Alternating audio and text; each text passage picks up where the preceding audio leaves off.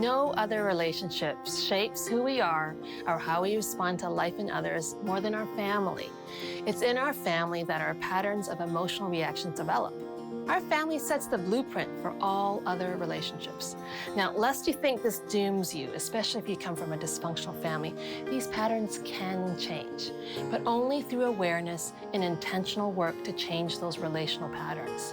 Simply cutting those family ties, creating physical distance, or avoiding the family, that won't change the pattern. Our attachment runs too deep. If you're struggling in relationships today, the core reasons are probably rooted in yesterday. And if we don't take the time to understand this important principle, we'll continue to struggle with emotional pain or relationship problems. So, are you ready to break free? Step 1, face the problem. Be honest with yourself and do a thorough self-assessment. What's not working in your life? Rather than blaming others or your circumstances, take responsibility for your part of the pain you're experiencing in your life. What needs changing in your life?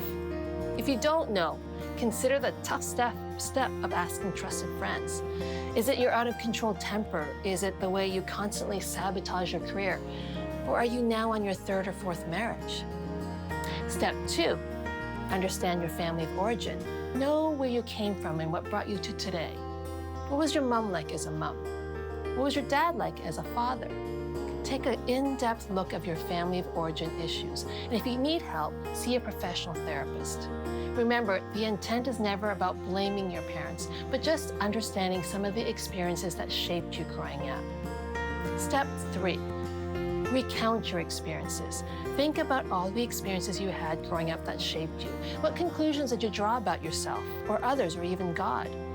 To help you with this exercise, think through the different stages of your life, from birth to toddler years, to elementary school years, to adolescence and adulthood, and journal all your experiences without worrying about editing. This isn't an essay to be reviewed. It's just a chance for you to self-reflect. And then step 4, experience the feelings. As you think about your early childhood relationships with your mother and father, allow yourself to remember how you felt. This is a time to grieve and acknowledge the pain you may have experienced, and to validate your emotions.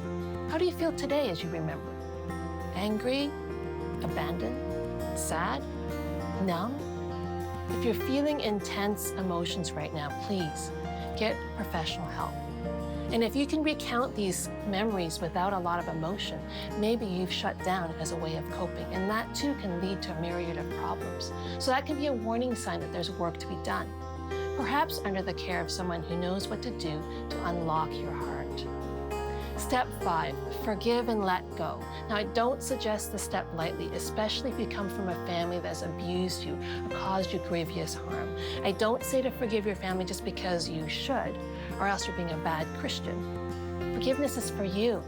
It's about letting go of your need for justice, not because you shouldn't get justice, but because this is the only way you can be free from the bondage of bitterness, unresolved hurt, and the dysfunctional chains that tie you to your family.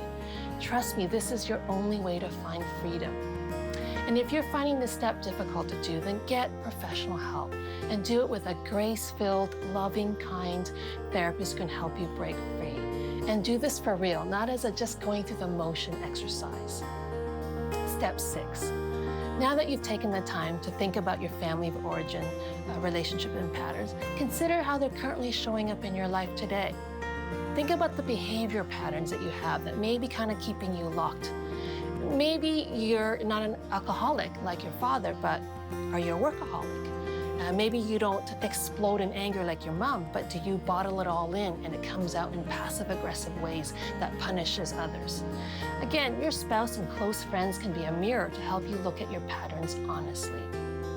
Now, step 7, very importantly, set boundaries. Set healthy boundaries with your family of origin, especially if they try to pull you into their dysfunctional dance. For many of us, we're still in relationship with our parents and siblings, and so it's important that we don't lose the great progress we've made every single time we come into contact with them.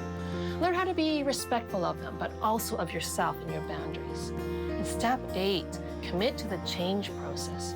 Make personal growth a priority in your life and take active steps to change. That includes educating yourself, asking others to hold you accountable, seeking mentoring relationships, or even counseling.